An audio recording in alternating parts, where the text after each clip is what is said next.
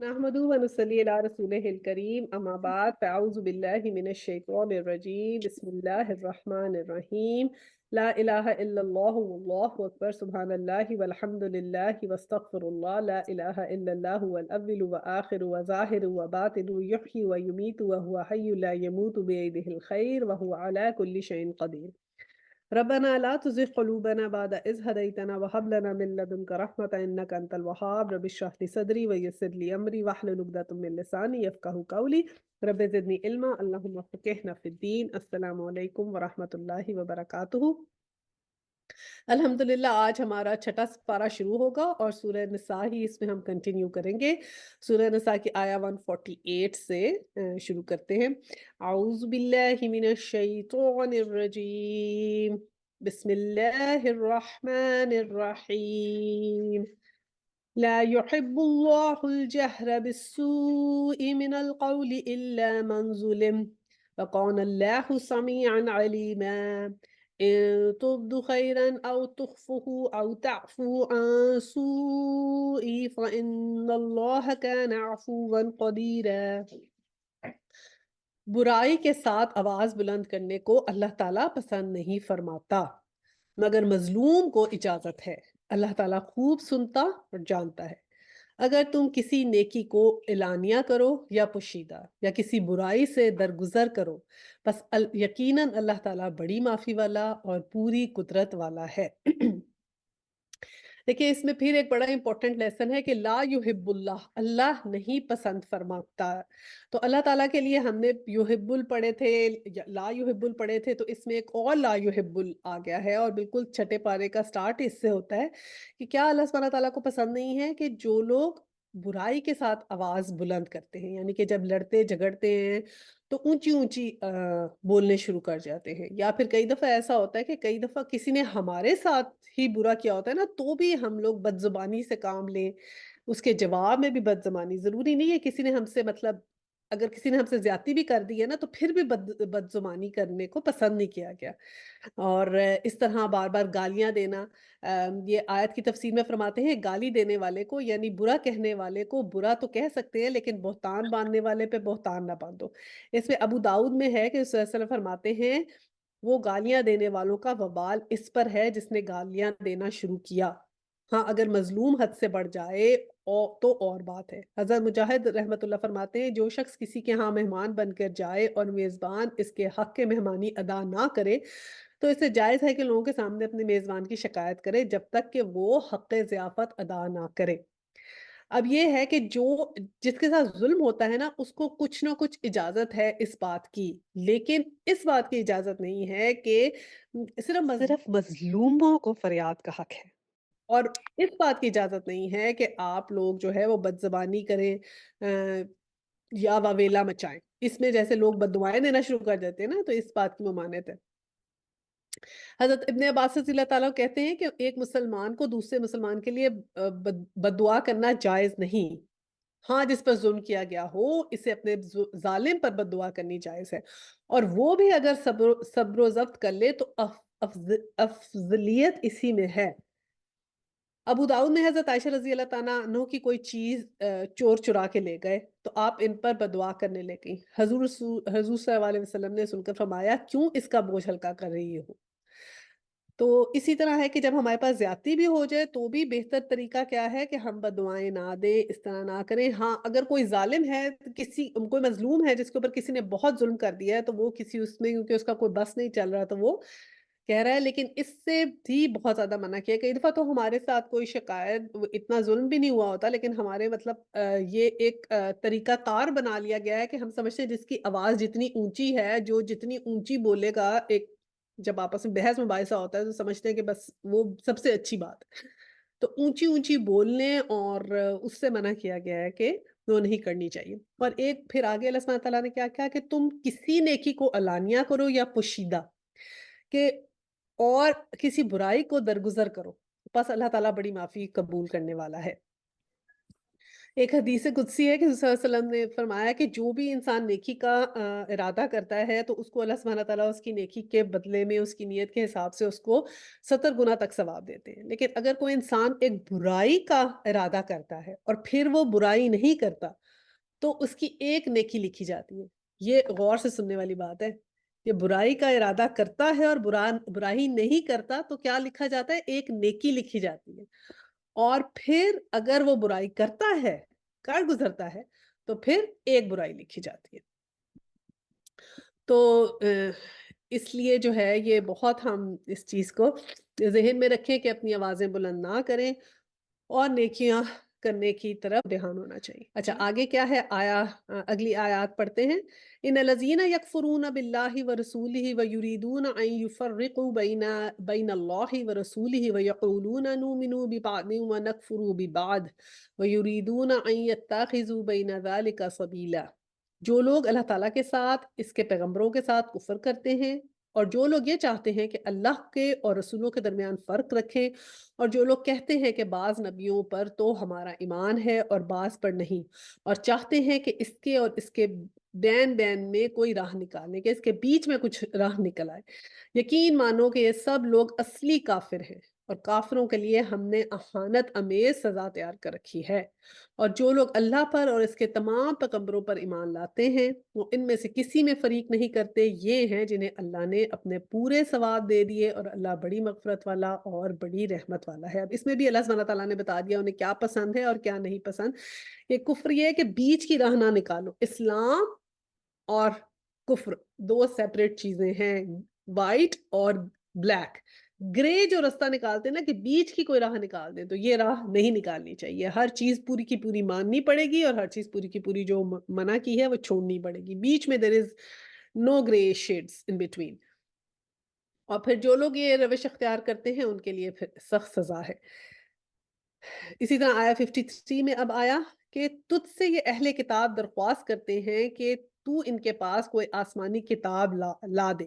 حضرت موسیٰ علیہ السلام سے تو انہوں نے اس سے بہت بڑی درخواست کی تھی، کہا تھا کہ تو ہمیں کھلم کھلا اللہ تعالیٰ دکھا دے، بس ان کے اس ظلم کے باعث ان پر کڑاکے کی بجلی آ پڑی۔ پھر باوجود یہ کہ ان کے پاس بہت دلیلیں پہنچ چکی تھی، انہوں نے بچڑے کو اپنا معبود بنا لیا، لیکن ہم نے یہ بھی معاف فرما دیا، اور ہم نے موسیٰ کو کھلا غلبہ اور صریح دلیل عنایت فرمائی۔ اب یہ وہی بنی اسرائیل کی حجت بازیوں کا ذکر ہے جو ہم ساری سورہ بقرہ میں ہم ان کی ڈیٹیلز جو ہے وہ ذکر کر چکے ہیں، کہ وہ لوگ کیا کرتے تھے کہ پہلے معجزہ مانگتے تھے کہ ہمیں کوئی کتاب آ جائے، ہمارے اوپر کوئی معجزہ آئے، تو پھر حضرت موسیٰ علیہ السلام کو انہوں نے پھر کیا یہ کہا کہ ہمیں تو جو ہے وہ اللہ سبحانہ تعالیٰ کو ہم دیکھنا چاہتے ہیں۔ اور پھر ہم نے پڑھا تھا سورہ بقرہ میں کہ وہ ایک جو ان کے بڑے جو خاص بندے تھے ان کو لے کر آپ گئے تھے، اور وہاں پر پھر یہ ہوا تھا جب وہ کوہ طور پہ پہنچے تو اللہ سبحانہ تعالیٰ کی طرف سے کڑک بجلی آ پڑی تھی، اور جس سے پھر یہ سب مر گئے تھے۔ اور پھر وہ حضرت موسیٰ نے پھر گڑگڑا کے اللہ سبحانہ تعالیٰ سے دعا کی کہ یہ تو ان کے بڑے خاص لوگ تھے، اور میں واپس جا کے کیا کہوں گا۔ پھر اللہ سبحانہ تعالیٰ کی مہربانی سے ان کی دعا قبول ہوئی، تو وہ ایک ایک کر کے زندہ ہوئے تھے، اور یہ تھا کہ جب زندہ ہوتے تھے تو دوسرے کو دیکھتے جاتے تھے، یعنی کہ مرنے کے بعد زندہ ہونے کے وہ پورے جو تھے گواہ تھے۔ لیکن پھر جب واپس وہ پہنچے تھے تو پھر کیا ہوا تھا، انہوں نے بچڑے کو معبود بنا لیا تھا۔ اور اسی طرح یہ بنی اسرائیل کا ہی آگے ذکر اس میں چلتا جائے گا۔ اگلا 154 ہے وَرَفَعْنَا فَوْقَهُمُ الطُّورُ بِمِيثَاقِهِمْ وَقُلْنَا لَهُمُ ادْخُلُوا الْبَابَ سُجَّدًا وَقُلْنَا لَهُمْ لَا تَعْدُوا فِي السَّبْتِ وَأَخَذْنَا مِنْهُمْ مِيثَاقًا غَلِيظًا۔ اور ان کو قول لینے کے لیے ہم نے ان کے سروں پر طور پہاڑ لا کھڑا کر دیا، اور انہیں حکم دیا کہ سجدہ کرتے ہوئے دروازے میں سے جاؤ، اور یہ بھی فرما دیا کہ ہفتے کے دن میں تجاوز نہ کرنا، اور ہم نے اس میں سخت قول قرار کیے۔ اب وہ 3 4 5 واقعات جو ہے نا وہ ایک ہی لائن میں بتا دیے گئے ہیں جو ہم نے سارے سورہ بقرہ میں پڑھے تھے، کہ ایک تو یہ کہ ان کے سروں پہ طور کا پہاڑ لا کے کھڑا کیا تھا، کہ جب وہ مان نہیں رہے تھے تو وہ پہاڑ ان کے اوپر آیا، اور پھر وہ سب مان گئے کہ ہاں ہم نے جو ہے وہاں جا کے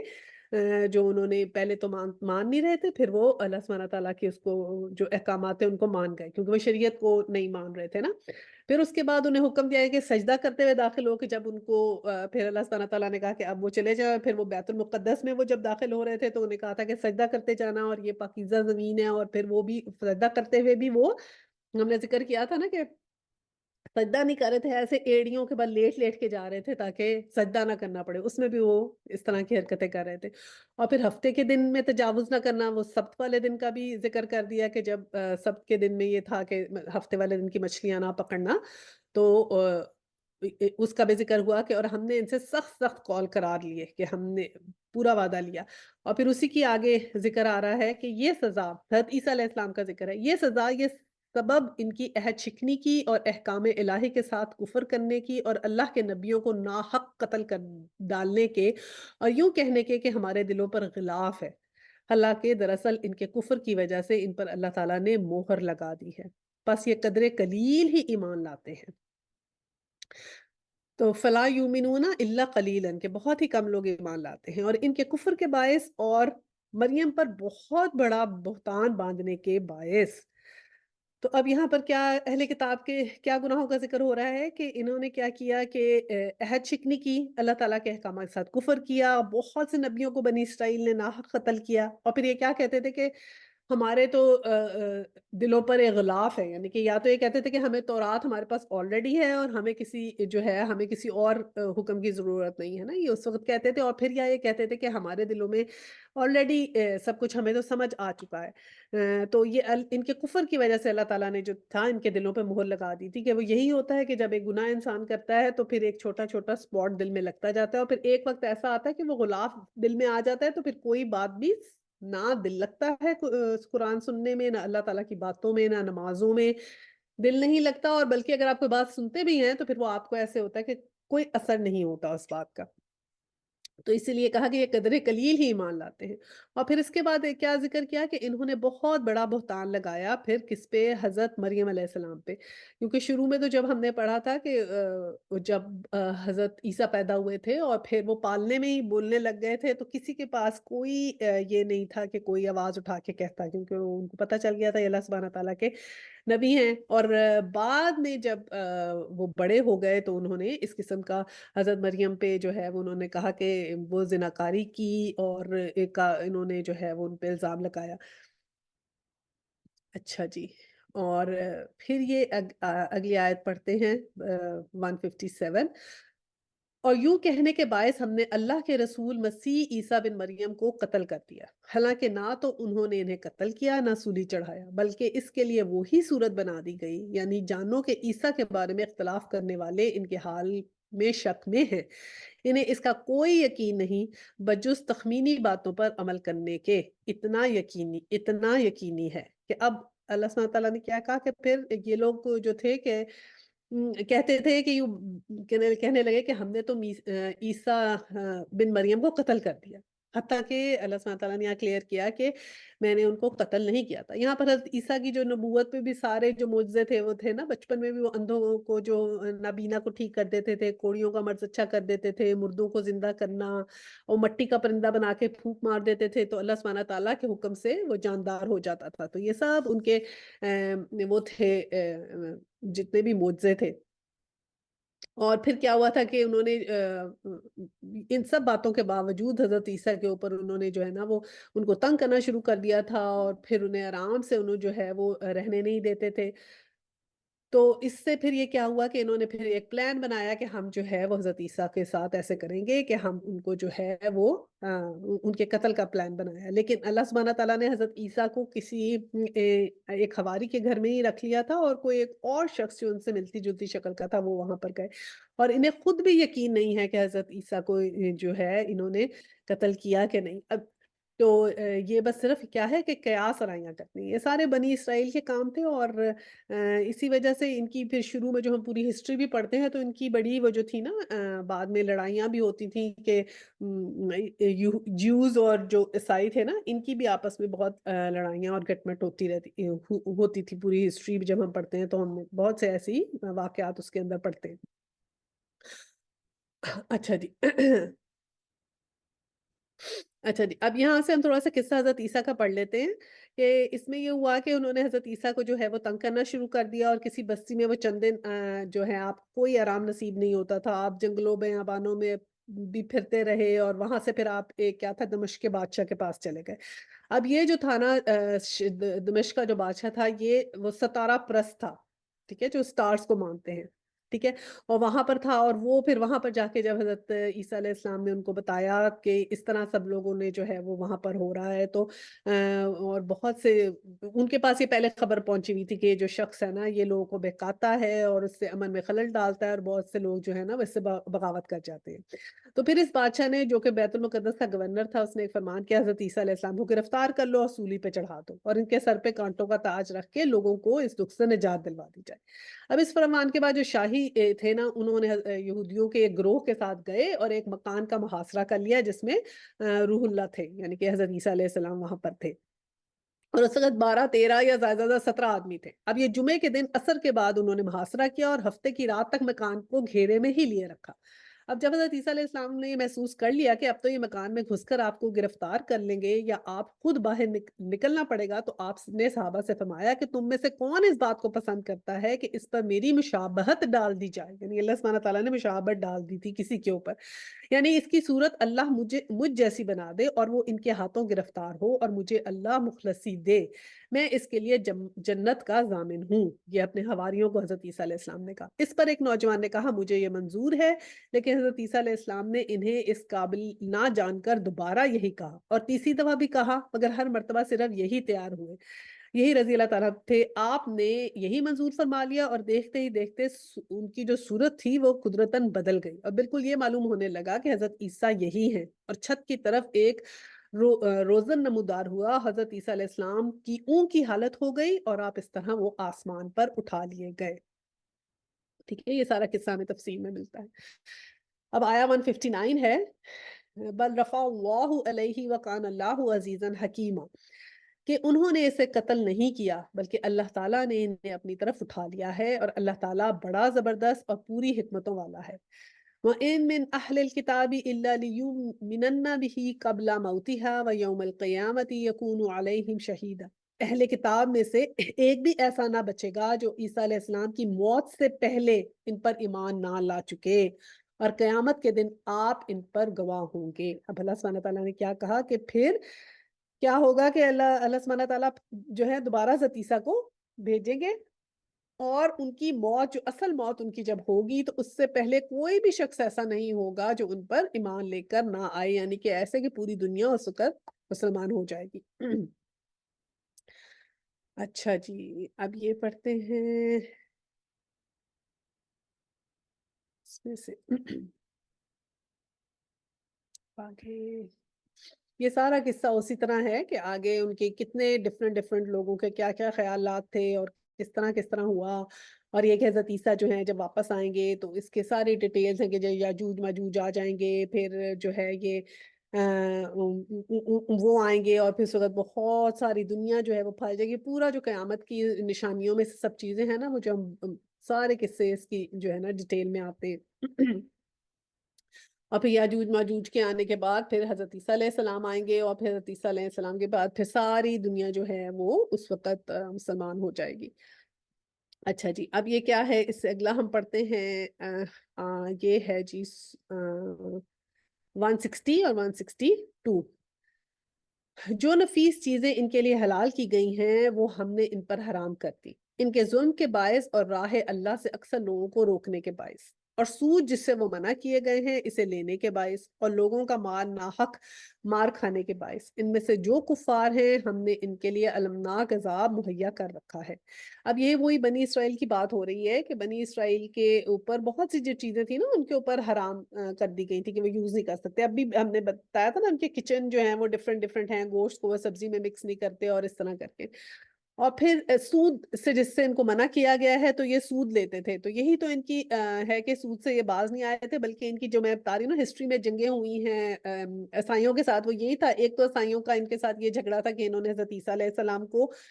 جو ہے وہ مارا ہے، اور دوسرا ان کو یہ تھا کہ یہ اتنے دشمن تھے کہ وہ سارے نبیوں کو قتل کرتے تھے، تو انہوں نے حضرت عیسیٰ علیہ السلام کو بھی قتل کیا، اس لیے یہ جو تھے کرسچنز ان سے لڑتے تھے، اور یہ بھی تھا کہ یہ لوگ سود کھاتے تھے، تو کرسچنز جو تھے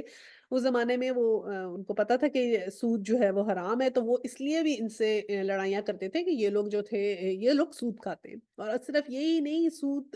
کھانے کے علاوہ لوگوں کا حق مار کے بھی یہ لوگ کھاتے ہیں، اور پھر ایسے کفار کے لیے المناک عذاب مہیا کیا گیا ہے۔ अच्छा जी, लेकिन इनमें से जो कामिल और मज़बूत इल्म वाले हैं और ईमान वाले हैं, जो इस पर ईमान लाते हैं, जो तेरी तरफ उतारा गया है और जो कुछ तुझसे पहले उतारा गया, और नमाज़ों को कायम रखने वाले हैं और ज़कात अदा करने वाले हैं और अल्लाह ताला पर और क़यामत के दिन पर ईमान रखने वाले हैं, ये हैं जिन्हें बहुत बड़े-बड़े अजर अता फ़रमाएँगे। अब ये वही कंपेयर एंड कंट्रास्ट में जैसे होता है ना, अल्लाह सुब्हानहू तआला ने पहले ज़िक्र किया है इन यहूदियों का कि इन्होंने क्या किया, फिर हज़रत ईसा अलैहिस्सलाम के साथ इन्होंने क्या किया, और फिर ये बताया क्लियर करके कि हज़रत ईसा अलैहिस्सलाम को अल्लाह सुब्हानहू तआला ने उठा लिया और अल्लाह सुब्हानहू तआला ने इनको धोखे में रखा। और फिर ये बताया गया कि इनका जो है अब उसके कंपेयर एंड कंट्रास्ट में कहा कि वो लोग जो कामिल और मज़बूत इल्म रखते हैं, ईमान लाते हैं, जो अल्लाह सुब्हानहू तआला ने उतारा है उसके ऊपर यकीन रखते हैं, नमाज़ें कायम करते हैं, ज़कात देते हैं और क़यामत के दिन पर ईमान रखते हैं, तो इन सब के लिए बड़े-बड़े अजर हैं। तो कुछ ये ऐसा भी था कि जो हलाल और हराम जो थे ना इनके यहूदियों के, ये खुद भी ऐसे करते थे कि अपनी किताबों को बदल देते थे जैसे था और उसमें तहरीफ करते थे और हलाल चीज़ों को अपने ऊपर हराम कर लेते थे। इस तरह भी करते थे और खुद उन्हें अपने ऊपर भी सख्तगिरी की। तो अल्लाह सुब्हानहू तआला ने कहा कि इन्होंने अब खुद भी अपने ऊपर जो है ये मुश्किलें की हैं। और बहुत से ये सवाल पे सवाल करते थे ना, तो चीज़ों को ये खुद ये मुश्किल कर देते थे। और फिर क्या हुआ कि कुछ चीज़ें जो इन पर हलाल थी वो तौरात के उतरने के वक़्त इनके बाज़ बदकारियों की वज़ह से हराम कर दी गई थी। तो कुछ तो इन्होंने खुद कर ली थी और कुछ अल्लाह सुब्हानहू तआला ने इनके ऊपर हराम कर दी थी चीज़ें। तो ये भी इनकी एक तरह की सज़ा थी।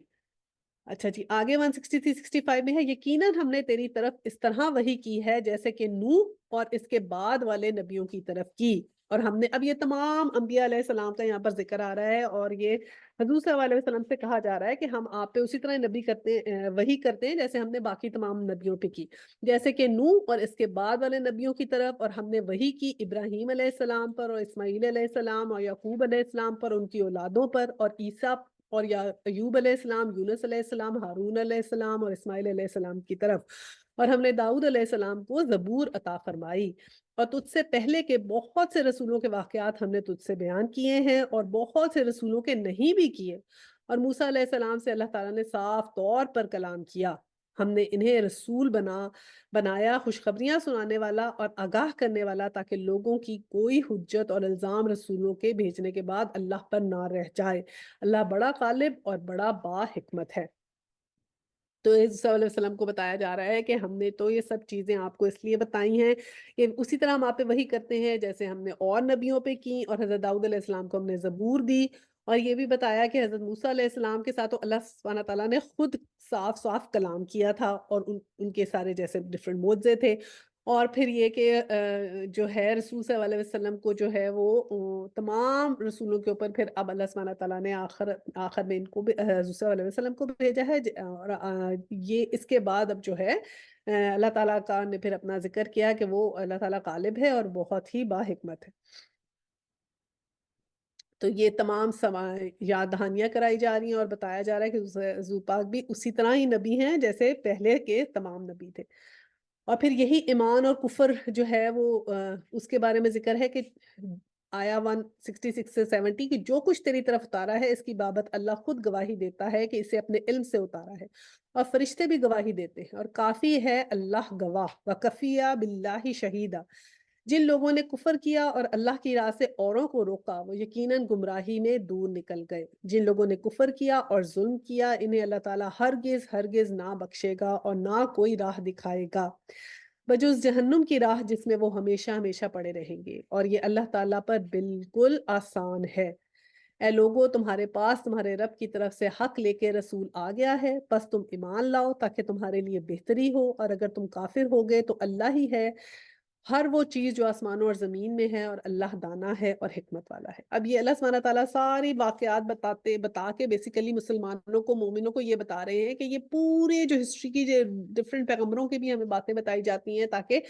हमारा हर पैगंबर पे ईमान है, हमारा हर किताब पे ईमान है। तो इन सब बातों का ज़िक्र कुरान में इसलिए ज़रूरी है कि ताकि अल्लाह सुब्हानहू तआला ये तस्दीक कर रहे हैं कि वो हमारी ही किताबें थी, वो हमने ही भेजी थी, और उन त सारे उनसे हर से हमें लेसन ड्राइव करना है कि डिफरेंट जो लोग जो कौमें आईं, उन्होंने क्या-क्या इनकार किए और क्या-क्या उनके ऊपर सज़ाएँ आईं, और कैसे-कैसे अल्लाह के अहकामात को उन्होंने बदला, या जो-जो ज़ुल्म किए वो अब हम ना करें। बेसिकली ये हमें एक्चुअली सिखाने का एक तरीका है अल्लाह सुब्हानहू तआला का कि ایک چیز ہوتی ہے نا جو جیسے ہم لوگ ایک نئے کالج میں جاتے ہیں یا ایک نیا کچھ چیز شروع کرتے ہیں تو پھر ہم اپنے سینئرز سے پوچھتے ہیں اچھا بتائیں اس میں کیا کیا آتا ہے، اس میں کیا پڑھیں، کیسے کرنا ہے، کیا کرنا ہے، تو وہ بڑا آسان ہو جاتا ہے جب ہمیں وہ سارا بتاتے ہیں کہ ایسے کریں ایسے کریں ایسے کریں۔ تو اسی طرح یہ ایک گائیڈ لائن ہے جس میں ہمیں بتایا جا رہا ہے کہ پرانے لوگوں نے ایسے کیا ایسے کیا ایسے کیا، ایسے نہ کرنا ایسے نہ کرنا، یہ مت کرنا، تو وہ ایک بیسیکلی ہمیں جو پرانی چیزیں ہیں نا ان سے نشاندہی کرائی جا رہی ہے کہ اس طرح نہیں کرنا اور اس طرح نہیں کرنا، انہوں نے ایسے کیا تھا تو ایسے ہو گیا، ایسے کیا تھا تو ایسے ہو گیا۔ تو اس طرح یہ ساری باتیں اللہ سبحانہ تعالیٰ ہمارے ساتھ ریوائز کر کے ہمیں یہ بتا رہے ہیں کہ ایک تو بنی اسرائیل کا قصہ اور پھر یہ کہ انہوں نے حضرت عیسیٰ کے ساتھ جو کیا، اور پھر حضرت عیسیٰ علیہ السلام تو انشاءاللہ تعالیٰ واپس آئیں گے، یہ سب یہ تو ہمارا بلیو بھی ہے، کرسچنس کا بھی بلیو ہے کہ وہ آئیں گے، اور پھر اس کے بعد جتنی بھی یہ قیامت کی نشانیاں ہیں وہ ایک ایک کر کے آنی شروع ہو جائیں گی، اور پھر کہتے ہیں کہ اس کے بعد تو ایک دم یکے بعد دیگرے ساری نشانیاں آنی شروع ہو جائیں گی، ٹھیک ہے نا؟ اور اس کے بعد پھر حضرت عیسیٰ کے بعد تمام لوگ جو ہیں وہ مسلمان ہو جائیں گے قیامت سے پہلے، ٹھیک ہے، اور جب تو اس کے بعد پھر حضرت عیسیٰ علیہ السلام جو ہے ان کی ڈیتھ ہوگی، اور پھر اس کے بعد کہیں جا کے جلد ہی قیامت بھی آ جائے گی۔ اور اس میں پھر اللہ سبحانہ تعالیٰ نے یہ کہا نا کہ کچھ انبیاء کا ذکر کیا ہے اور کچھ کا نہیں کیا۔ اب جن کے نام انبیاء کے نام قرآن میں آئے ہیں نا وہ ایسے حضرت آدم علیہ السلام، حضرت ادریس، حضرت نوح، حضرت ہود، حضرت صالح، حضرت ابراہیم، حضرت لوط علیہ السلام، حضرت اسماعیل، حضرت اسحاق، حضرت یعقوب، حضرت یوسف، حضرت شعیب، حضرت موسیٰ، حضرت ہارون، حضرت یونس، حضرت داؤد، حضرت سلیمان، یوشع، زکریا، حضرت زکریا، حضرت عیسیٰ، حضرت یحییٰ، تو ان سب کا، اور اس کے علاوہ حضرت الیاس اور حضرت ایوب کا بھی ذکر ہے۔ تو ان سب کے جو سردار ہیں وہ حضرت محمد صلی اللہ علیہ وسلم ہے، ٹھیک ہے، اور ایسے بھی بہت سے رسول ہیں جن کا ذکر جو ہے وہ ہمیں قرآن پاک میں نہیں آیا، لیکن ان سب کے قصے اللہ سبحانہ تعالیٰ نے بتایا، اور کہتے ہیں کہ یہ بہت بڑی جماعت تھی، کہ کتنے نبی تھے نا، تو وہ تو ڈفرنٹ ڈفرنٹ نمبرز آتے ہیں کہ کس میں کتنے نبی تھے۔ تو بہرحال ان سب کے جو قصے ہیں جن سے ہمیں پتہ چلتا ہے ان سب کے ڈفرنٹ ڈفرنٹ عذاب ہیں، کہ کون کون سی قوموں پہ عذاب آئے، کون کون سی پہ نہیں آئے، کہ ان کو اللہ سبحانہ تعالیٰ نے ڈھیل دی۔ تو یہ بیسیکلی ساری جو ہے نا یہ ہماری جو ہے ان سے نصیحت لینے والی کے لیے جو ہے نا وہ یہ ہمارے لیے تمام باتیں اس لیے بتائیں کہ ہم اس میں سے اب نصیحت لیں، اور وہ چیزیں ہمیں پتہ لگے کہ ہم نے کیا کرنا ہے اور کیا نہیں کرنا۔ اچھا جی، اب ہم آگے سے پڑھتے ہیں اگلا۔ یا اہل الکتاب لا تغلو، یہ بھی بڑی ضروری بات ہے، تغلو غلو کو کہتے ہیں، اور غلو کا مطلب یہ ہوتا ہے کہ ایک چیز جو اللہ سبحانہ تعالیٰ نے مقرر کی ہے اس کو ضرورت سے زیادہ نہ کر لینا۔ اس کی ایکسپلینیشن ضروری ہے، پڑھ کے پھر میں آپ کو بتاتی ہوں۔ یا اہل الکتاب لا تغلو فی دینکم ولا تقولوا علی اللہ الا الحق انما المسیح عیسی ابن مریم رسول اللہ وکلماتہ القاها الی مریم وروح منہ فآمنوا باللہ ورسولہ ولا تقولوا ثلاثہ انتہوا خیرا لکم انما اللہ الہ واحد۔ اے اہل کتاب، اپنے دین کے بارے میں حد سے نہ گزر جاؤ، یعنی غلو نہ کرو اپنے دین کے بارے میں۔ اللہ پر بجز حق ہے کہ کچھ نہ کہو۔ مسیح عیسیٰ بن مریم تو صرف اللہ کے رسول اور اس کے حکم ہیں، جب مریم کی طرف ڈال دیا تھا، اور ان کے پاس کی روح ہے، بس تم اللہ کو اور اس کے سب رسولوں کو مانو، اور نہ کہو کہ اللہ تین ہے۔ یہ لوگ کہتے ہیں نا کرسچنس کے 3 گاڈ ہیں، 3 گاڈز بناتے ہیں یہ لوگ۔ اس سے باز آ جاؤ تاکہ تمہارے لیے بہتری ہو۔ اللہ عبادت کے لائق تو صرف ایک ہی ہے، اور اس سے پاک ہے، اور اس کی اولاد ہو۔ اس لیے جو کچھ آسمانوں میں ہے اور جو کچھ زمین میں ہے وہ اللہ بس ہے، کام بنانے والا ہے۔ تو یہ بالکل کرسچنس کا جو بھی عقیدہ ہے نا، اس آیا میں ہمیں صاف صاف اللہ سبحانہ تعالیٰ کی طرف سے احکامات آ رہے ہیں کہ کیا کہا ہے کہ اہل کتاب اپنے دین کے بارے میں غلو نہ کرو۔ غلو یہ ہوتا ہے کہ اب کسی چیز کے بارے میں ضرورت سے زیادہ ہی پھر اس کو آپ اہمیت دیں، یا ضرورت سے زیادہ اس کی عزت کرنے لگیں، کہ وہ اللہ سبحانہ تعالیٰ کے درجے تک کسی کو نہیں پہنچانا ہوتا۔ جیسے اب یہ غلو میں انہوں نے کیا کیا تھا کہ حضرت عیسیٰ علیہ السلام کو اتنا ان کی رسپیکٹ بڑھا دی، اتنی رسپیکٹ بڑھا دی کہ وہ انہیں کہنے لگے کہ اللہ کا بیٹا ہے، اللہ کے بیٹے ہیں، اور پھر عیسیٰ بن مریم کر کے تو مدر میری کہنے لگ گئے، اور پھر 3 بنانے لگ گئے۔ تو اللہ سبحانہ تعالیٰ نے کہا کہ اللہ تعالیٰ 3 نہیں ہے، وہ رسول ہیں باقی تمام رسولوں کی طرح، اور وہ ایک روح ہے جو اللہ سبحانہ تعالیٰ نے حضرت مریم کو دی تھی اور ان کے ذریعے سے اس دنیا میں وہ روح آئی۔ اور اچھا، غلو سے ہمیں بہت زیادہ ہمارے لیے لیسنز یہ آتے ہیں کہ ہمیں بھی یہ دیکھنا ہے کہ ہم اپنی لائف میں تو نہیں یہ غلو کر رہے ہیں، یعنی کہ کوئی بھی ایسی چیز ہم اتنی زیادہ اس کے اندر امپورٹنس دے دیں، ان کو اتنا زیادہ دے دیں اہمیت، کہ جتنی ہمیں اللہ سبحانہ تعالیٰ کو دینی چاہیے، کیونکہ حدیث ہے نا کہ جب تک اللہ سبحانہ تعالیٰ اور رسول صلی اللہ علیہ وسلم جو ہیں وہ ہمیں اپنی ہر چیز سے زیادہ جو ہے وہ عزیز نہیں ہو جاتے، تو تب تک ہماری نیکی اور ہمارا ایمان کمپلیٹ نہیں ہوتا۔ ٹھیک ہے نا؟ تو اب ہر ایک چیز سے پہلے یہ کہ ہمارے ماں باپ سے بھی پہلے اللہ سبحانہ تعالیٰ ہوں، ہمارے بچوں سے بھی پہلے اللہ سبحانہ تعالیٰ ہوں، ہماری اپنی ذات سے پہلے اللہ سبحانہ تعالیٰ ہوں، کہ ہر چیز میں ہم جو اپنا دن گزار رہے ہیں ہمیں پتہ ہونا چاہیے کہ سب سے زیادہ پریفرنس ہم نے اللہ سبحانہ تعالیٰ کو دینی ہے، اور جو اللہ سبحانہ تعالیٰ کا کام، جیسے نماز کا ٹائم آ رہا ہے، آپ کی ذکر کا ٹائم آ رہا ہے، دیکھیں جو ذکر صبح اور شام کے اذکار کا حکم ہے، تو اپنے صبح اور شام کے اذکار کسی بھی وجہ سے نہیں چھوڑے، کہ آپ چھوڑ دیں گے، آپ جلدی ہے، آپ کام پہ جا رہے ہیں، آپ یہ کر رہے ہیں، کسی طرح کر کے ان کو پڑھیں۔ اسی طرح شام کے اذکار کا بھی جو ہے نا وہ خیال رکھیں، اپنا قرآن پاک ضرور کھولیں، ایوری ڈے کھولیں، اس کو پڑھیں، کیونکہ ہر چیز سے پہلے اللہ سبحانہ تعالیٰ ہونی چاہیے، پریفرنس ہماری یہ ہونی چاہیے کہ ہم نے اپنے تمام چیزیں پوری کرنی ہیں۔ اچھا، اب غلو میں اور کیا چیزیں آتی ہیں؟ جیسے ہمارے یہاں پر پیری فقیری کا ہے، اور وہ اتنا زیادہ بڑھ جاتا ہے کہ وہ پھر جو اپنے پیروں کو ملنے جاتے ہیں تو پھر ایسے سجدے کرتے کرتے گزرتے ہیں کہ ان کی طرف پیٹ نہ ہو جائے، اور ایسے ایسے سیدھے باہر آتے ہیں، تو یہ سب شرک کی باتیں ہیں کہ ان کو اتنی زیادہ غلو میں بڑھ جاتے ہیں کہ پھر بس تمام چیزیں جو ہیں وہ شرک میں آنی شروع ہو جاتی ہیں۔ ایون یہ کہ ہم ویسے بھی کسی کے اوپر ضرورت سے زیادہ ڈیپینڈنٹ ہو جائے نا، وہ بھی غلط ہے۔ یعنی کہ کوئی بھی انسان ہے ہمارا، کوئی بھی دوست ہے، رشتہ دار ہے، ہم اس کے اوپر اتنے ڈیپینڈنٹ ہو جائیں جتنا ہمیں اللہ سبحانہ تعالیٰ پہ ڈیپینڈنٹ ہونا چاہیے کسی بھی چیز کے لیے، کہ اگر ہمیں اپنے چاہے زندگی گزارنے کے لیے ہم کسی پہ بھی ضرورت سے زیادہ ڈیپینڈنٹ ہو جائیں، یہ سب چیزیں ہمیں صرف اللہ تعالیٰ سے امید ہونی چاہیے، اپنی ہر ضرورت ہم صرف اللہ سبحانہ تعالیٰ سے مانگیں، کسی انسان سے کوئی امید نہ لگائیں کسی بھی چیز کی، جو چیز چاہیے اللہ سبحانہ تعالیٰ سے مانگیں، کیونکہ پہلا ہمارا، ہمیں کوئی مصیبت آئے، کوئی پریشانی آئے، تو پہلا ہمارا جو پکار ہے وہ اللہ سبحانہ تعالیٰ کی ہوتی ہے۔ تو اسی طرح جب ہمیں کوئی خوشی آئے تو پہلا ہمارے منہ کے اوپر الحمدللہ آنا چاہیے، اللہ کا شکر آنا چاہیے، اللہ سبحانہ تعالیٰ سے جو ہم نے دعا مانگی اس کی قبولیت کے لیے شکر آنا چاہیے۔ تو ہر چیز میں ہمارے لیے اللہ سبحانہ تعالیٰ پہلے ہونے چاہیے۔ یہ غلو جو ہے نا، یہ ہم لوگ بہت کئی دفعہ کر جاتے ہیں اپنی زندگیوں میں، تو اٹس ویری امپورٹنٹ کہ ہم ان کو اپنی اپنی زندگیوں کا جائزہ لیں اور دیکھیں کہ کہیں ہم سے تو نہیں یہ کوئی غلطی ہو رہی اس بابت۔ اسی طرح جیسے ہم یہ سٹارز وغیرہ کا پڑھتے ہیں اور پھر اس پہ یقین کرنے لگ جاتے ہیں، تو یہ سٹارز وغیرہ بھی سب شرک میں آ جاتا ہے، کیونکہ اللہ سبحانہ تعالیٰ کے علاوہ کسی کے پاس غیب کا علم نہیں ہے، تو اگر ہم پڑھ پڑھ کے ان پہ یقین کرتے ہیں کہ، اور یا پھر یہ بھی کہتے ہیں نا ہم تو بس ایسے ہی پڑھیں، ہم یقین نہیں کرتے، نہیں، آپ نے وہ کام نہیں کرنا جو اللہ سبحانہ تعالیٰ نے آپ کو منع کیا ہے، ٹھیک ہے؟ تو یہ سب چیزیں غلو میں آ جاتی ہیں۔ اچھا جی، آگے اب کیا ہے؟ آیا 172 سے 173،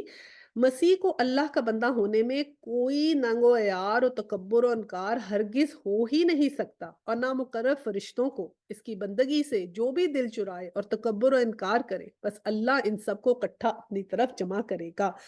بس جو لوگ ایمان لائے ہیں اور شائستہ عمل کیے ہیں، اور ان کو ان کا پورا پورا ثواب عنایت فرمائے گا، اور اپنے فضل سے انہیں اور زیادتی دے گا۔ اور جن لوگوں نے تنگ و آر اور سرکشی و انکار کیا، انہیں المناک عذاب دے گا، اور وہ اپنے لیے سوائے اللہ کے کوئی حمایتی دوست اور امداد کرنے والا نہ پائیں گے۔ وَلَا يَجِدُونَ لَهُم مِّن دُونِ اللَّهِ وَلِيٌّ وَلَا نَصِيرٌ۔ کہ اللہ سبحانہ تعالیٰ نے کیا کہا کہ جو مسیح ہیں وہ اللہ کا بندہ ہے، یعنی کہ حضرت عیسیٰ علیہ السلام اللہ کے بندے ہیں، اللہ کے بیٹے نہیں ہیں، ٹھیک ہے؟ اور کوئی بھی اگر اس سے انکار کرے گا اس بات سے، کیونکہ کسی فرشتے کو اس بات سے انکار نہیں ہے، اور جو بھی کوئی اس بات سے انکار کر کے اپنا دل چرائے گا وہ تکبر کرے گا، اور اللہ سبحانہ تعالیٰ کا اگر آپ کہنا نہیں مانیں گے تو تکبر ہو گیا نا، جیسے شیطان نے کیا، ابلیس نے کیا کیا تھا، کہنا نہیں مانا، تکبر کیا، تو وہ تکبر کا انکار کرے گا، تو بس اللہ سبحانہ تعالیٰ ان سب کو ایک دن تو اپنے پاس جمع کرے گا۔ اور اس کے پھر کنٹراسٹ میں کہا کہ فَأَمَّا الَّذِينَ آمَنُوا وَعَمِلُوا الصَّالِحَاتِ، کہ جن لوگوں نے نیک عمل کیے اور ایمان لائے تو پھر ان کے ساتھ کوئی زیادتی نہیں ہوگی، اور جن لوگوں نے سرکشی کی ان کے لیے عذاب ہوگا، اور وہ اس دن کسی کو بھی، اللہ سبحانہ تعالیٰ کو بھی اور کسی کو بھی اپنا مددگار نہ پائیں گے۔ اب آگے کیا ہے قرآن مجید کے متعلق اگلی آیت 74 75 ہے، یا ایھا الناس قد جاءکم برہان من ربکم وانزلنا الیکم نورا مبینا۔ ایک تو یہ برہان ہے قرآن پاک، اور ایک نورم مبینہ، کہ اے لوگو تمہارے پاس تمہارے رب کی طرف سے سند اور دلیل آ پہنچی ہے، اور ہم نے تمہاری جانب واضح اور صاف نور عطا کیا ہے۔ بس جو لوگ اللہ پر ایمان لائے اور اسے مضبوط پکڑ لیا، انہیں تو وہ عنقریب اپنی رحمت اور فضل میں لے لے گا، اور انہیں اپنی طرف کی راہ راست دکھائے گا۔ اب یہ اللہ سبحانہ تعالیٰ نے کیا کہا کہ اب جو روشن دلیل آ گئی ہے، وہ کیا ہے؟ وہ صاف صاف نور کیا ہے؟ نور مبین، یہ نور کا بھی لفظ قرآن کے لیے آیا ہے، ٹھیک ہے؟ اور برہان کیا ہوتا ہے؟ برہان ہوتا ہے ایک دلیل، ایک سند، ایک پکی بات، ایک سٹیمپ کہ یہ سچی کتاب ہے۔ تو یہ جب اب تمہارے پاس آ گئی ہے تو یہ ایک سٹیمپ شدہ سچی کتاب ہے، نور ہے۔ نور مبینہ کیسے ہے ہمارے لیے؟ جب ہم قرآن کے اوپر عمل کرنا شروع کرتے ہیں، ہمارے دل جو ہوتے ہیں وہ نور سے منور ہو جاتے ہیں، ہماری زندگیاں جو ہوتی ہیں وہ نور سے منور ہو جاتی ہیں، ہمارے اعمال جو ہوتے ہیں وہ نور سے منور ہو جاتے ہیں، تو بھی ساری چیزیں ایسی ہو جاتی ہیں جو ہمیں جنت کے راستے پہ لے جانے والی ہو جاتی ہیں۔ تو اللہ سبحانہ تعالیٰ نے کہا کہ جو بھی اس کو مضبوطی سے پکڑ لے گا، کہ وہی بات ہے فَأَمَّا الَّذِينَ آمَنُوا بِاللَّهِ وَاعْتَصَمُوا بِهِ، کہ جو کوئی اسے مضبوطی سے پکڑ لے گا قرآن پاک کو، تو پھر عنقریب اللہ تعالیٰ اپنی رحمت اور فضل میں اس کو لے کر آئے گا۔ تو یہ تو ہم اپنا پکا بنائیں کہ ہم نے قرآن پاک کو پکڑ کے رکھنا ہے، اس کے ساتھ اپنا تعلق بنا کے رکھنا ہے، اور ہم نے بس ہر روز کوشش کرنی ہے کہ ہم قرآن پاک کو ضرور کھولیں، ضرور پڑھیں۔ دیکھیں قرآن پاک کے الفاظ پڑھنے کا تو ثواب ہے، لیکن سمجھ کے پڑھنا بہت بہت ضروری ہے، کیونکہ اگر ہم سمجھیں گے نہیں، ہمیں پتہ ہی نہیں ہے، تو پھر وہی مثال ہو گئی نا کہ گدھوں والی مثال ہو گئی، ان کے اوپر کتابیں تھیں کہ وہ کتاب اوپر رکھ کے بوجھ تو اس کا اٹھا رہے تھے، لیکن ان کو یہ نہیں پتا کہ اس کے اندر کیا ہے، تو کیا سیکھیں گے اور کیا لائف میں امپلیمنٹ کریں گے۔ تو اس لیے بہت اس کو جو ہے نا مضبوطی سے اللہ سبحانہ تعالیٰ نے، اب یہ دیکھیں سورہ بقرہ میں بھی کہا تھا کہ اللہ کی رسی کو مضبوطی سے تھامے رکھو، اور یہاں بھی کہا ہے کہ قرآن پاک کو پھر مضبوطی سے تھام کے رکھو، تو یہی ہماری فلاح و بہبود کا ذریعہ ہوگا انشاءاللہ تعالیٰ۔ آگے ہے یستفتون کا آخری آیت ہے، اور اس میں کلالہ کے حکم کے بارے میں، یعنی سورہ نساء کا جو اینڈ ہے، اسی پہ ایک مسئلے کے اوپر کیا جا رہا ہے کہ کلالہ کے بارے میں فتویٰ پوچھا جا رہا ہے۔ تجھ سے فتویٰ پوچھتے ہیں تو کہہ دے کہ اللہ خود تمہیں کلالہ کے بارے میں فتویٰ دیتا ہے۔ اگر کوئی شخص مر جائے جس کی اولاد نہ ہو اور ایک بہن ہو، تو اس کے لیے اس کے چھوڑے ہوئے کا آدھا حصہ ہے، اور بھائی اس بہن کا وارث ہوگا، اور اگر اس کی اولاد نہ ہو، بس اگر بہنیں دو ہوں تو انہیں کل چھوڑے ہوئے کا 2/3 ملے گا، اور اگر کئی شخص اس ناطے کے ہیں، مرد بھی اور عورتیں بھی، تو مرد کے لیے حصہ ہے مثل دو عورتوں کے۔ اللہ تمہارے لیے بیان فرما رہا ہے کہ ایسا نہ ہو تم بہک جاؤ، اور اللہ ہر چیز سے واقف ہے۔ تو اس میں پھر یہی بتایا گیا کہ جس ایسے کسی شخص کی ڈیتھ ہو جائے جس کے پیرنٹس بھی نہیں ہیں، کلالہ میں ہوتا ہے پیرنٹس بھی نہیں ہیں، شادی بھی نہیں ہوئی، بچے بھی نہیں، تو اب ایک کوئی ایسے کلالہ وہ ہوتا ہے، تو ایسا کوئی شخص مر جائے گا تو پھر کیا ہوتا ہے کہ اس کے بہن بھائیوں کا حصہ ہوتا ہے اس کی جائیداد میں، تو بھائیوں کا حصہ جو ہوتا ہے وہ بہن سے ڈبل ہوتا ہے، اور اگر ایک ہی بہن ہوگی تو پھر اس کو آدھا حصہ مل جائے گا، اور اگر دو بہنیں ہوں پھر 2/3 میں سے آدھا آدھا مل جائے گا، اور اگر بہن بھائی سارے ہیں تو پھر کیا ہوگا، بھائیوں کا ڈبل ہوگا اور بہنوں کا اس سے ہاف ہوگا۔ تو بس یہ کلالہ کے جو مسائل ہیں وہ اس کا ذکر ہے اس کے اندر، اور اس کے اوپر ہی ہماری جو ہے نا سورہ نساء الحمدللہ وہ ختم ہو جاتی ہے۔ اس کے بعد جو ہماری اگلی سورہ ہے وہ ہے جی سورہ مائدہ ہے، تو اس کے بارے میں ہم جو ہے تھوڑا سا اس کی انٹروڈکشن کر لیتے ہیں۔ اچھا جی، اب سورہ مائدہ جو ہے وہ 15ویں رکوع میں جو ہے نا اس کا ذکر آیا ہے، لفظ مائدہ کا آیا ہے، قُلْ يَسْتَطِيعُ رَبُّكُمْ أَن يُنَزِّلَ عَلَيْنَا مَائِدَةً مِّنَ السَّمَاءِ، تو مائدہ جو ہے وہ یہاں سے آیا ہے، مائدہ دسترخوان کو کہتے ہیں یا کھانے کو کہتے ہیں، اور 6 سے 7 ہجری کے بیچ میں جو ہے یہ نازل ہوئی تھی، اور یہ صلح حدیبیہ کے بعد جو تھی نا وہ سورہ مائدہ آئی تھی۔ اس میں یہ ہوا تھا، واقعہ ہوا تھا کہ 6 ذی القعدہ کو جو حضور صلی اللہ علیہ وسلم جو تھے وہ 1400 مسلمانوں کے ساتھ انہوں نے عمرے کا ارادہ کیا تھا، اور وہ مکہ شریف گئے۔ ہوا یہ تھا حضور پاک صلی اللہ علیہ وسلم کو ایک خواب آیا تھا کہ وہ عمرہ کر رہے ہیں، تو انہوں نے اس خواب کا ذکر کیا، اور بہت سے صحابہ آپ کے ساتھ اکٹھے ہو گئے کہ وہ عمرہ کرنے جاتے ہیں۔ تو آپ جب عمرہ کرنے کے لیے گئے اور جب وہاں مکے کے پاس پہنچے تو وہ کافروں نے آپ کو اندر آنے کی نہیں آنے دیا تھا، اور پھر اس سے کیا ہوا کہ انہوں نے کہا کہ اب آپ اس ایک معاہدہ وہاں پر ہوا تھا ٹھیک ہے، وہ صلح حدیبیہ جو تھی وہاں پر ہوا، اور اس میں یہ کہا گیا کہ آپ اس سال واپس چلے جائیں اور اگلے سال عمرے کے لیے آئیں۔ اب وہ سارے مسلمان آپ سوچیں اتنا مائنڈ بنا کر آئے ہوئے تھے، اور کیونکہ اس صلی اللہ علیہ وسلم نے اس وقت خواب بھی دیکھا تھا، تو سب نے کہا کہ یہ تو رسول کا نبی کا پاک تو نبی پاک کا خواب غلط کیسے ہو سکتا ہے؟ تو صلی اللہ علیہ وسلم نے کہا میں نے یہ دیکھا تھا، میں نے عمرہ کیا، لیکن یہ تو نہیں دیکھا تھا کہ کب کیا۔ تو ابھی ہم اس سال واپس جائیں گے، اور صلح حدیبیہ کے سارے انہوں نے اس کو جو ہے وہ مان لی شرائط، جو بھی اس کی 14 شرائط تھی، اور پھر کہ ہم اگلے سال عمرے کے لیے پھر دوبارہ آئیں گے، ہم زیارت کعبہ کے لیے۔ اور پھر یہ جو ہے، یہ جس وقت سورہ مائدہ جو تھی وہ نازل ہوئی، تب آپ دیکھیں جنگ احد ہوئی تھی، ہم نے جنگ بدر پڑھی جس میں ہمیں کامیابی ہوئی تھی، پھر جنگ احد پڑھی کہ جس میں کیا ہوا تھا کہ ہمیں آخر میں ناکامی ہوئی تھی، اور اس کے بعد جو ہے جب احد میں ہمیں مسلمانوں کو ناکامی ہوئی تو ان کی ہمتیں وہ توڑ کے نہیں بیٹھ گئے، بلکہ وہ اور بھی عزم کے ساتھ جو تھے نا وہ ہوئے، کھڑے ہوئے، اور 3 سال کی مدت میں انہوں نے پوری اسلامک وہ جو ہسٹری کا نقشہ ہی بدل دیا تھا، کہ وہ ارد گرد کے جتنے بھی مدینہ کے ارد گرد جتنے بھی قبائل تھے، تقریباً 150 200 میل تک مختلف قبائل جو تھے وہ سارے کے سارے ان کا جو زور تھا وہ ٹوٹ گیا تھا۔ اور پھر اتنا یہ کہ انہوں نے نظر آنا شروع ہو گیا تھا کہ اتنا اسلام پاپولر ہو گیا ہے کہ مشرکین کو بھی کچھ سمجھ نہیں آ رہا تھا کیا کریں، کہ مکہ کے مشرکین نے ایک لاسٹ اٹیمپٹ کی تھی غزوہ خندق کی، اور غزوہ خندق میں بھی پھر کوئی کسی جان کا نقصان نہیں ہوا تھا، اور پھر وہ لوگ جو تھے نا وہ لوٹ کے چلے گئے، تقریباً 1 مہینہ انہوں نے ویٹ کیا، اور لیکن خندق کی وجہ سے وہ اٹیک نہیں کر سکے تھے، اور فائنلی چلے گئے، لیکن وہ بہت مشکل وقت تھا مسلمانوں پہ، کیونکہ جب باہر خندق تھی تو کھانا وانا نہیں آ سکتا تھا، بہت بھوکے رہے مسلمان، بہت تکلیفیں آئیں، لیکن وہ انہوں نے بھی وہاں پر صبر کیا۔ تو فائنلی وہ کوئی بھی کسی جانی نقصان کے بغیر پھر مسلمانوں کو فتح ہو گئی تھی۔ تو اس وقت پھر کیا تھا، یہ سارے اصول آنے لگ گئے تھے، اسلامی جو تہذیب و تمدن تھا وہ آنے لگ گیا تھا، سیاسی طور پہ، مذہبی طور پہ، کلچرل طور پہ، حلال کیا ہے حرام کیا ہے، یہ باتیں سب کلیئر ہو کے مسلمانوں پہ آنے لگی، یعنی کہ ہماری شریعت جو تھی وہ پہلے تو جیسے سب کے اوپر ایمان مضبوط کرنا تھا، پھر آہستہ آہستہ شریعت کی چیزوں کو ہر کوئی جو تھا وہ ان کے اوپر وہ نازل ہونے لگی، کہ اب ہم نے وہ سب جو ہے وہ بھی ماننی ہے، جس میں شراب اور جوئے کو حرام کر دیا گیا، قسم توڑنے کے کفارہ بتایا گیا، پھر وضو کا، غسل کا، تیمم کا، ان سب چیزوں کے بارے میں بتایا گیا، اور پھر یہ ہے کہ یہ بھی بتایا گیا کہ مسلمان حکمران جو ہیں ان کو آپ نے کیسے آپ نے ان کی جو ہے وہ کہنا ماننا ہے، کہ حکمران کا کہنا ماننا بھی ضروری ہے، عدل و انصاف کے بارے میں بتایا گیا، ثابت قدمی کے بارے میں بتایا گیا، اور اسی طرح یہودیوں کا تو زور اب ٹوٹ چکا تھا، تو اسی لیے یہ ذکر کیا گیا کہ اب آہستہ آہستہ جب مسلمان آگے پھلنے پھولنے لگے تو کیا ہوگا۔ تو یہ صلح حدیبیہ جو بیسیکلی اس وقت ہوئی تھی، تب یہ لگتا تھا کہ شاید یہ مسلمانوں کے اگینسٹ ہے، لیکن اس میں بھی اللہ سبحانہ تعالیٰ نے مسلمانوں کے لیے بہتری کر دی تھی، اور اینڈ میں یہ پتہ چلا کہ وہ ہمارے فائدے میں ہی رہی صلح حدیبیہ، الحمدللہ۔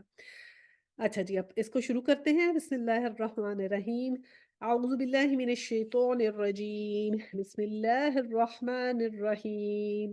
یا ایہا الذین آمنوا لا تحلوا شعائر اللہ ولا الشہر الحرام ولا الحدی ولا القائد ولا آمین بیت الحرام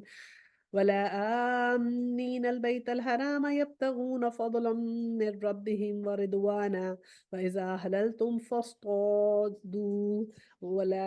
ولا يجرمنكم شنآن قوم أن صدوكم عن المسجد الحرام أن تعتدوا وتعاونوا على البر والتقوى ولا تعاونوا على الإثم والعدوان واتقوا الله إن الله شديد العقاب۔ کہ اے ایمان والو، اللہ کی نشانیوں کی بے حرمتی نہ کرو، نہ ادب والے مہینوں کی، نہ حرم میں قربان ہونے والے جانوروں کی، نہ ان پٹے والے جانوروں کی جو کعبے کو جا رہے ہوں، نہ ان لوگوں کی جو بیت اللہ کے قصد سے اپنے رب کے فضل اور اس کی رضا جوئی کی نیت سے جا رہے ہوں۔ ہاں، جب تم احرام اتار ڈالو تو شکار کھیل سکتے ہو۔ جن لوگوں نے تمہیں مسجد الحرام سے روکا، ان کی دشمنی تمہیں اس بات پر آمادہ نہ کرے کہ تم حد سے گزر جاؤ۔ نیکی اور پرہیزگاری میں ایک دوسرے کی امداد کرتے رہو، گناہ اور ظلم و زیادتی میں مدد نہ کرنا، اللہ سے ڈرتے رہو، بے شک اللہ تعالیٰ سخت سزا دینے والا ہے۔ اب یہاں پر کیا اللہ تعالیٰ نے کیا کیا کہا کہ یہ مناسک حج، صفا مروہ، قربانی کے جانور، اونٹ اور اللہ کے حرام کردہ ہر چیز جو ہے وہ حرمت والے مہینوں کی توہین نہ کرو اور ان کا ادب کرو،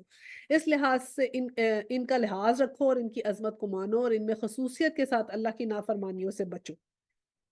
یہ اللہ سبحانہ تعالیٰ نے ان کو یہ جو تھے نا جنگ کے مہینوں میں کہ ان کی بے حرمتی نہ کرنے کا بولا،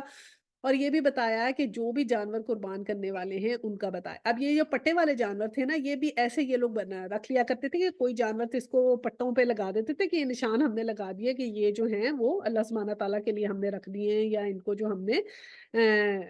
رکھ دیا کہ اب ان کو ہم قربان کریں گے۔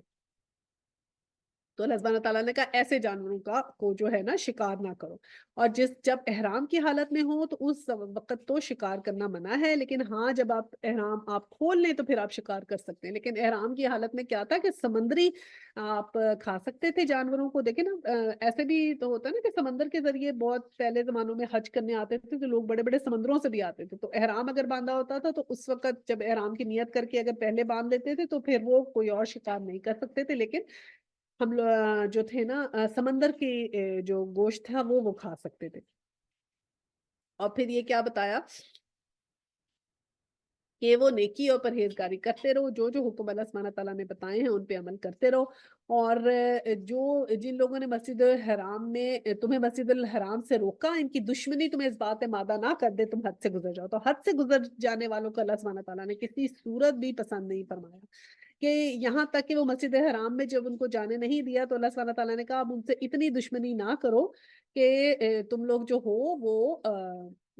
حد سے گزر جاؤ۔ اب آج صلی اللہ علیہ وسلم جب حج کے لیے نکلے تو آپ وادی عقیق یعنی ذوالحلیفہ میں رات گزاری، صبح اپنی 9 بیویوں کے پاس گئے، پھر غسل کر کے خوشبو ملی اور 2 رکعت نماز ادا کی،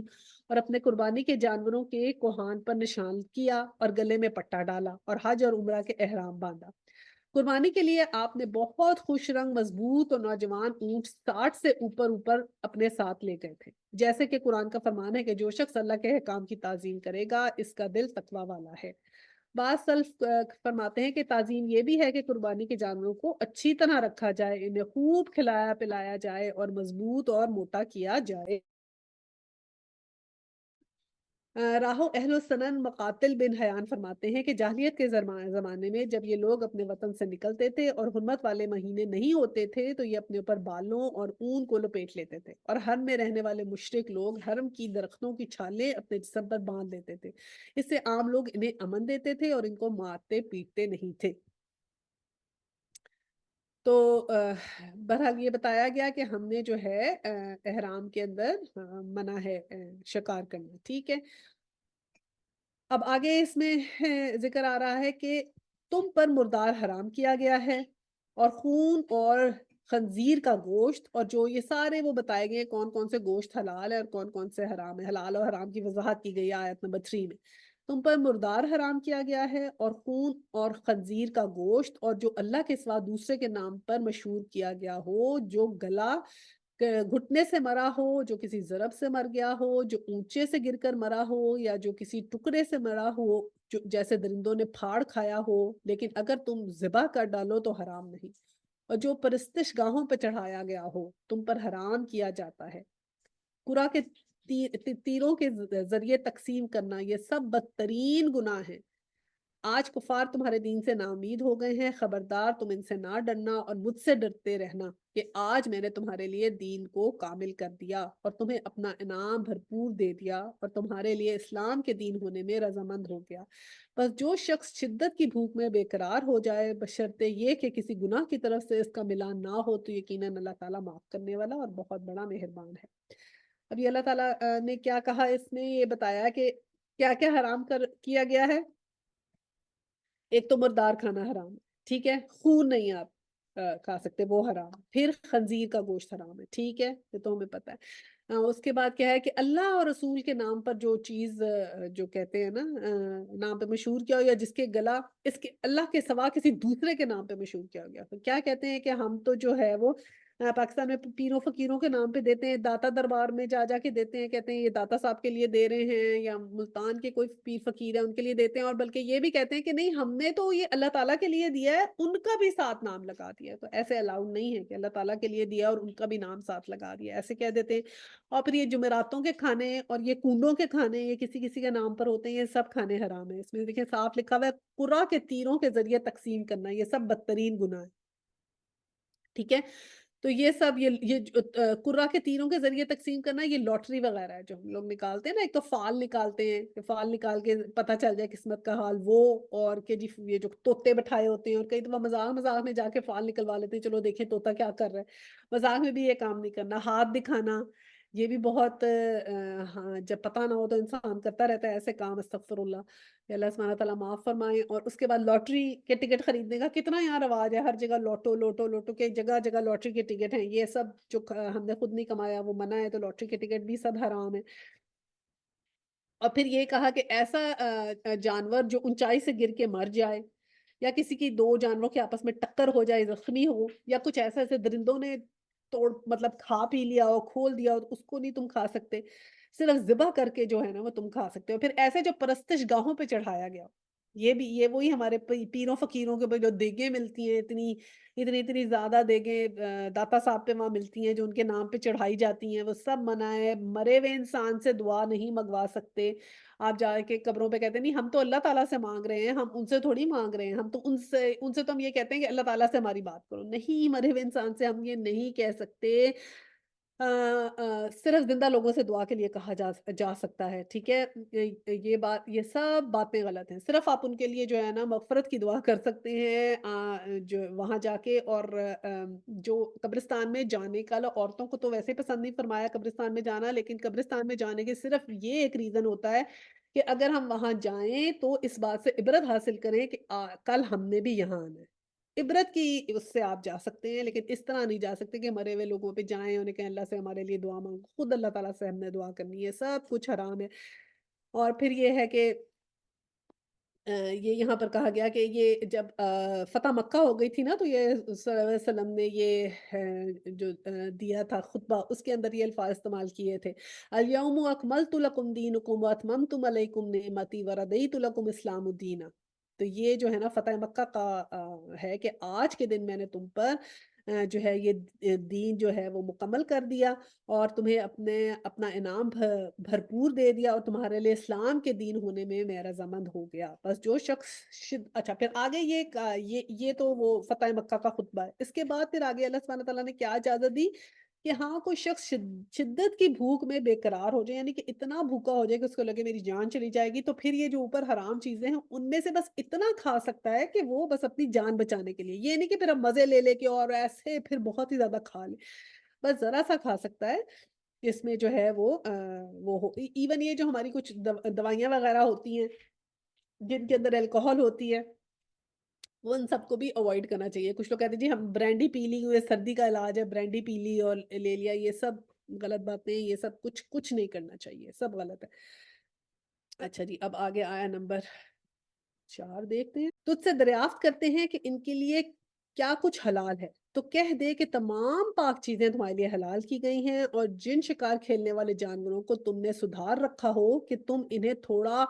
بہت وہ سکھاؤ جس کی تعلیم اللہ نے تمہیں دے رکھی ہے، بس وہ شکار کو تمہارے لیے پکڑ کر روک رکھیں تو تم اس سے کھا لو، اور اس پر اللہ کا نام ذکر کر لیا کرو، اور اللہ سے ڈرتے رہو، یقیناً اللہ تعالیٰ جلد حساب لینے والا۔ اب یہ شکاری کتے ہوتے تھے نا، شکار کے لیے استعمال کرتے تھے، تو جاتے تھے اور بھی بھاگے بھاگے بھاگے کوئی نہ کوئی پرندہ پکڑ لیتے تھے، تو اللہ سبحانہ تعالیٰ نے کہا کہ جن کو تم نے اللہ سبحانہ تعالیٰ کے حکم سے کوئی چیز سکھا دی اور وہ تمہارے لیے شکار کر کے لے آتے ہیں تو وہ تم کھا سکتے ہو، اس کو اللہ سبحانہ تعالیٰ نے حلال کر دیا۔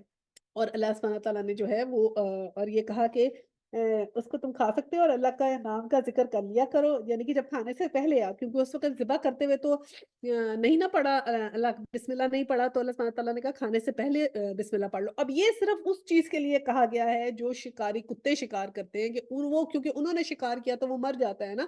تو کھانے سے پہلے بسم اللہ پڑھو۔ اب یہ یہاں پر یہ جو ہمارے ہوتا ہے کہ کہتے ہیں کہ جی کوئی بھی چکن جیسے بھی حلال ہوا تو کہتے ہیں بسم اللہ پڑھ کے ہم نے کھا لیا، بسم اللہ پڑھ کے نہیں کھانا، اس کا دیکھنا ہوتا ہے کہ وہ وہ جو ہے وہ صحیح طریقے سے حلال ہو، ذبیحہ حلال ہو پھر کھانا ہے۔ یہ اس صورت میں کہا گیا ہے کہ جس صورت میں شکاری کتے اس کو شکار کر کے لا دیں تو وہ کھا سکتے ہیں۔ اچھا جی، اس کے بعد جناب اگلا کیا آیا آیت نمبر 5 میں کہ کل پاکیزہ چیزیں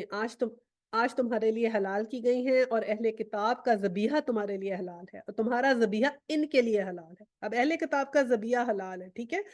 یہ پہلے بھی ہماری بات ہوئی تھی، اور تمہارا ذبیحہ ان کے لیے حلال ہے کہ جو بھی اہل کتاب میں جس طرح ذکر تھا نا کہ ہم کوشر کھا سکتے ہیں، تو یہ ہے کہ کتاب کا ذبیحہ تمہارے لیے حلال ہے اور تمہارا ذبیحہ ان کے لیے حلال ہے کہ ایک دوسرے کا کھا سکتے ہیں۔ اور پاک دامن مسلمان عورتوں اور جو تم سے پہلے کتاب دیے گئے ہیں ان کی پاک دامن عورتیں بھی حلال ہیں۔ اب ایک کھانے میں وہ حلال ہے اور دوسرا کیا ہے کہ پاک دامن مسلمان عورتیں اور جو اہل کتاب ہیں ان سے بھی تم شادی کر سکتے ہو، تمہارے لیے حلال ہیں، لیکن ان کو مہر ادا کرو اور ان سے باقاعدہ نکاح کرو، اور بطور علانیہ زناکاری کے اور نہ بطور پوشیدہ بدکاری کے۔ زناکاری کرنا یا پوشیدہ افیئر چلانا یا یہ کہ ایک شادی آپ نے کر لی اور ایک آپ نے کسی اور اہل کتاب خاتون سے آپ نے افیئر چلا لیا، اس کی قطعاً اسلام میں کوئی بھی اجازت نہیں ہے۔ منکرین ایمان کے اعمال ضائع اور عقارت ہیں اور آخرت میں وہ ہارنے والوں میں سے ہیں۔ اب جو بھی منکرین ایمان ہیں جو اللہ تعالیٰ کے ان احکامات کا انکار کرتے ہیں تو ان کے تمام عمل ضائع ہو جائیں گے۔ فرض کرو